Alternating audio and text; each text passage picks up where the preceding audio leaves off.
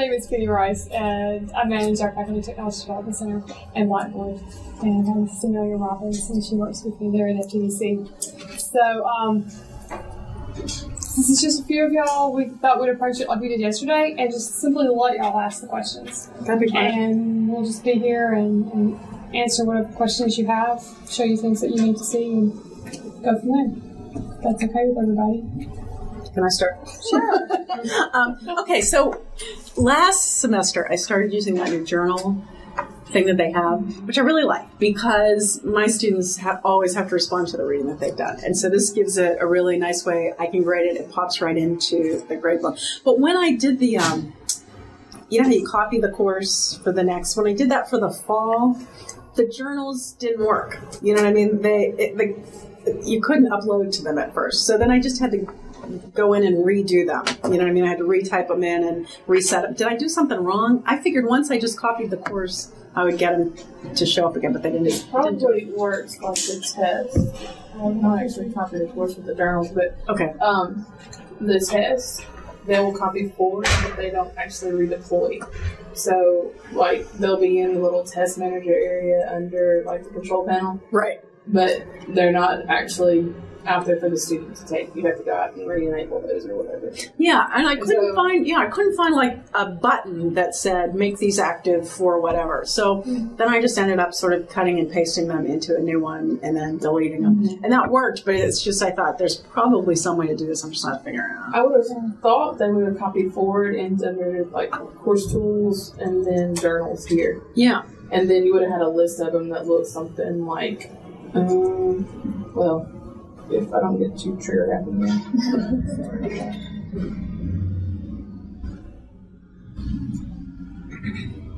Something like this. So, and then there would have been a list of them. I won't have one in there, but... Well, I got that list, right? And so I thought that's great. But then I got Guy to pretend to be a student because, you know, you get suspicious. Well, that's just in the control panel for you. So that's not available to the student. So then you would have had to go, like, into your course content area and then do add interactive tool and then click on journal. That's how you enable? Okay, is that the same for Safe Assign? Because Safe Assign needs to be reactivated each semester too, I've noticed. So I need to... Safe Assign actually doesn't copy forward, I don't think, does it? What is it? It showed up in my course content, but it wasn't... The first student that tried it couldn't do it, so I had to go back in and like re-enable it. And to be honest, you might need to show me how, because I'm not even sure how I did that again. I just ended up deleting it and then putting it in again. I think that's what I might have done. Copying forward the Safe Assign, I think it will copy forward, but you have to synchronize the course to make that assignment appear. And she can show you where to do that. If you look under your control panel, under course tools, and then Safe Assign, and then if you click on Safe Assign there on that page, there's a synchronize this course option. Okay. I saw that. So basically it takes any Safe Assignments that were copied forward and syncs them to the Safe Assign servers for that course. And so that would be something that you would need to do. Right. In fact, I got a message at the very top that said, this has not been synchronized. Do you want me to do that? And I just said, okay. I know how to do it. But like, probably I do. That seems good. So that's what that means. It's going to activate them within that, and then kids can upload to them. Yes. Exactly. So once I've set up something for an analysis paper, I can roll it forward every semester. You should be able to, and just synchronize. And then they'll be able to. And then they'll be able to submit to it. Okay, now here's another problem I ran into. And did you use Blackboard where you were before? I did, but I hated it, so I stopped. So you didn't. Well, so what I did this year, and this was a big mistake, so I'm just sort of throwing this out to the universe to say, don't do this again. But when I did the course copy,